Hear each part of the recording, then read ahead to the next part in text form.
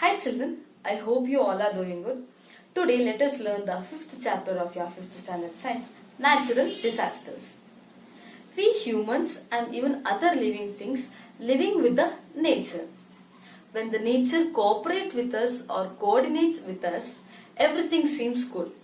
But when nature gets disturbed, there will be a huge disaster. And natural disasters can destroy a part of our life and even properties.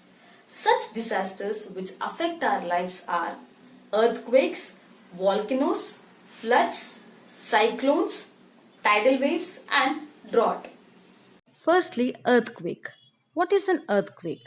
An earthquake is a sudden shaking of the ground caused by movements or vibrations deep inside the earth. These vibrations release great energy and makes the surface of the earth to shake. Earthquakes of high intensity often cause great destructions on the earth's surface. The earth's upper layer, the crust, is made of large and small plates. The layers of the earth under the plates are hot and in a molten state because the core below is extremely hot. These layers under the plates are constantly moving. Usually, such movements cause the plates to slide smoothly against each other. However, at times the movements between the plates can be sudden, giving rise to earthquakes. When the ground shakes, houses, buildings, and bridges shake. When an earthquake lasts for some time, structures shatter, roads crack, and communication system collapse. There is loss of life and property. Earthquakes are measured on the Richter scale. This was invented by Charles Richter in 1935. Richter scale starts from magnitude 1 and above. Earthquakes of magnitude 1 or 2 can hardly be felt, but those of 3 or 4 can be felt.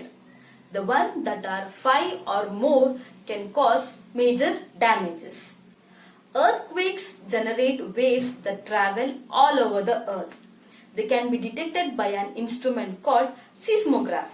The seismograph consists of a frame, a spring, a stone, a drum, paper and a pen.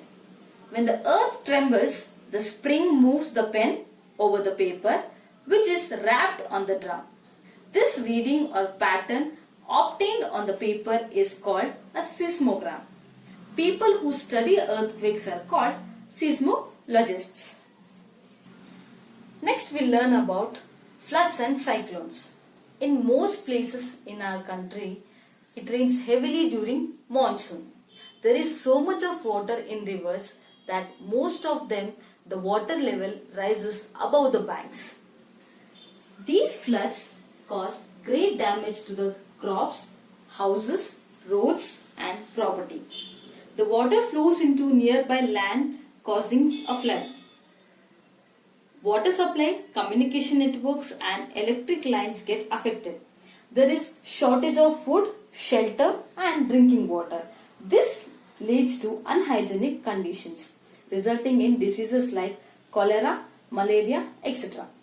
In coastal areas, flooding is often caused by cyclones. A cyclone is a very strong wind accompanied with very heavy rains.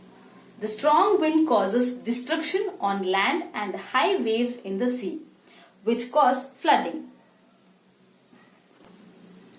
A flood or a cyclone can be predicted most of the times. Warning and advice are given to the people repeatedly over the radio and TV. The people become alert and ready for the situation. They even move to a safer place like a flood or a cyclone shelter if necessary. Fishermen are advised to not to go into the sea. Next we learn about tidal waves. Tidal or storm waves are also known as tsunami. Tsunami is caused by an undersea earthquake or a severe cyclone. Storm waves from the sea come rolling towards the shore. They strike suddenly and cause great damage on the seashore within seconds.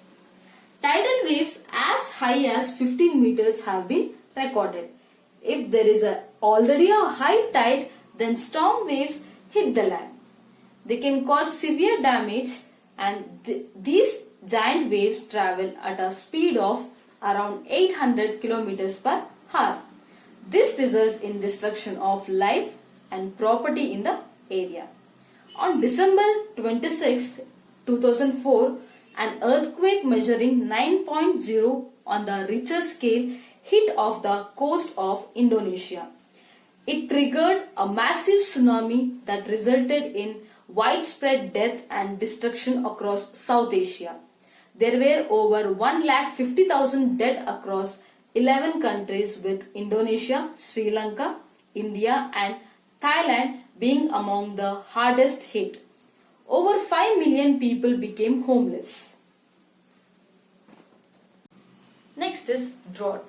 If a particular area receives no rain or less rain than normal for a long period, it is said to be affected by drought. However, it is not only the lack of rainfall that causes drought.